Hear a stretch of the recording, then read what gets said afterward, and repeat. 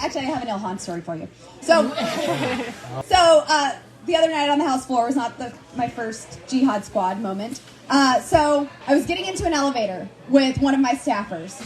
And he and I we're leaving the Capitol, we're going back to my office, and we get in the elevator, and I see a Capitol police officer running hurriedly to the elevator.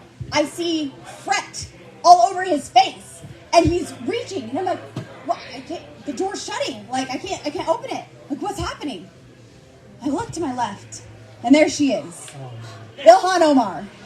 Oops. And I said, well, she doesn't have a backpack. We should be fine.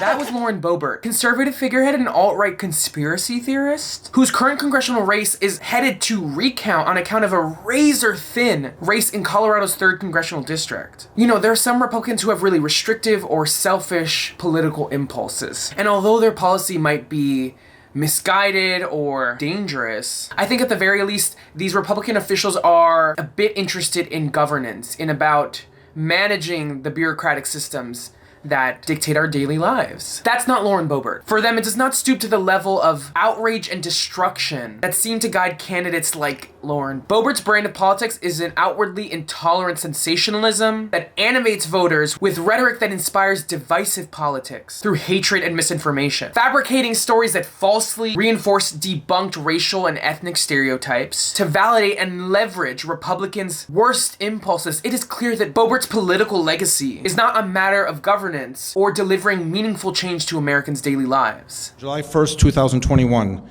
he voted against more than $4 billion for Colorado's highways, bridges, rails, and broadband, and $8 billion to improve the water storage across the entire western part of the United States. On March 3rd, he voted against the Honoring Our Pact Act, which expanded VA healthcare benefits for veterans exposed to burn pits. On April 15th of 2021, you and your mentor, Marjorie Taylor Greene, were the only two out of 435 members of the House to vote against funding for leukemia research. And even as you vote against these laws that help our district, you are 0 for 39 in getting your own bills out of committee, let alone any signed into laws. I'm curious, Congresswoman, are you failing because you don't care, because you can't do the job, or because you can't tell the difference between right or wrong?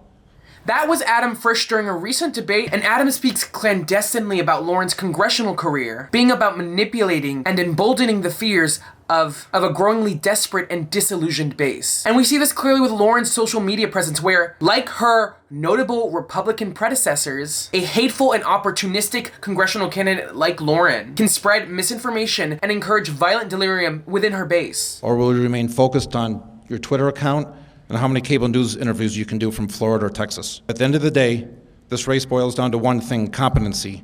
Who do you want representing your family, your business, and your community in the halls of Congress? Because to vote for Lauren Boebert is not a constructive choice, a proactive maneuver that's about building towards political harmony, but one invested in the further polarization of American politics. All of which is, and I'm saying this as clearly as I can, inherently un-American. Engaging in politics is, to an extent, about disagreeing within a fundamental, mutually understood belief in the human project. One that is dynamic and contentious, yes, but is able to be mediated by politics. A virtue of love and a belief in the future is what drives our politics. It is not what drives theirs. And hopefully Lauren is nothing more than a spiteful and conspiratorious ally to the wrong side of history in American politics. This is Adrian Costa with Breakdown. Make sure to like, comment, and subscribe, and check back for more videos. See you guys soon.